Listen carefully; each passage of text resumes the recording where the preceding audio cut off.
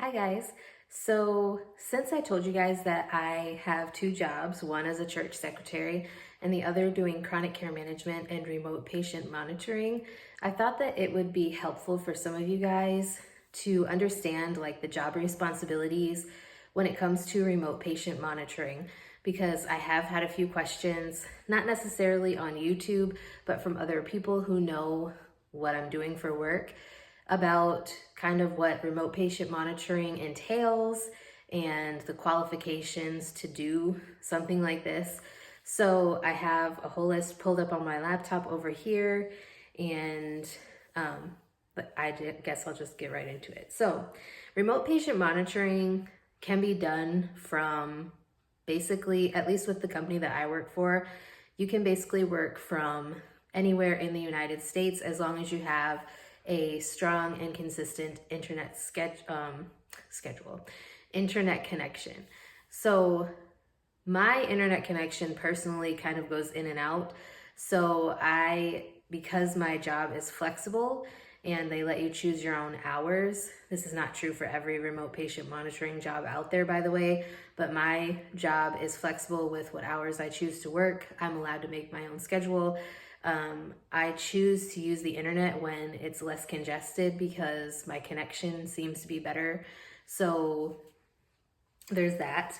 But I wrote kind of like from my job description what remote patient monitoring is. For those of you who are curious, remote patient monitoring, otherwise known as RPM, uses digital tools to track patient health data from outside the healthcare setting. So it's basically things that the patient is doing at home, not necessarily, it doesn't happen in the doctor's office. This is like they're able to take their blood pressure at home without being in the doctor's office so that they can submit their readings and the doctor knows what's going on. Patient data is collected from wherever the patient is located and electronically transmitted securely to their healthcare providers. It helps to reduce healthcare costs by increasing in-home support, patient education, and accountability, and prevent relapse or readmission to hospitals. So, what I have found, at least in the company that I work for, the qualifications, you either have to be a CNA, a medical assistant, or an LPN. They don't really hire RNs to do remote patient monitoring at the company that I work for. Some companies that do remote patient monitoring, they only want nurses. So it depends on the company that you work for. So basically the job duties would be reaching out to prospective patients provided by the medical system or medical practice to accept their provider's invitation to start remote patient monitoring and getting consent for the services. And you are basically the point of contact for these patients when it comes to the remote patient monitoring aspect of things.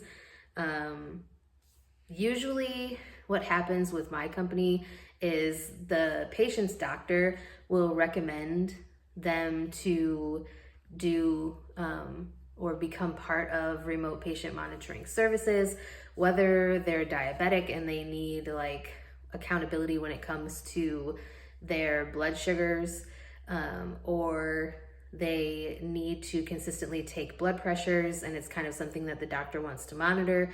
They will recommend patients to us. Sometimes the patients have already consented to the services, in which case it's a little bit easier. Other times you have to get that consent from the patient. So again, this will just depend, like if you want to work as a remote patient monitor, this would just depend on like your company that you work for, whether you're responsible for that or not.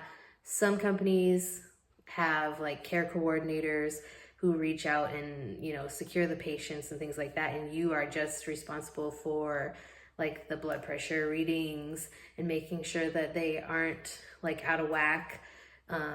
Reaching out to the patient if they haven't completed their testing like they're supposed to, because usually the doctor will say something like, I want Mrs. Jones to take her blood pressure once a day, every day, or, you know, however often the doctor wants Mrs. Jones to take her blood pressure. So say Mrs. Jones missed a day.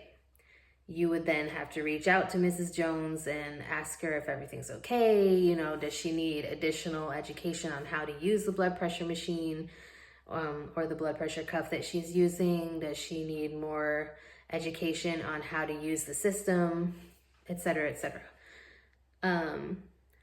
So you would also be helping patients connect to an app if your company uses an app, set up their devices. A lot of these devices will automatically send the information because it's easier for patients because they don't really have to like input the information into a website or something.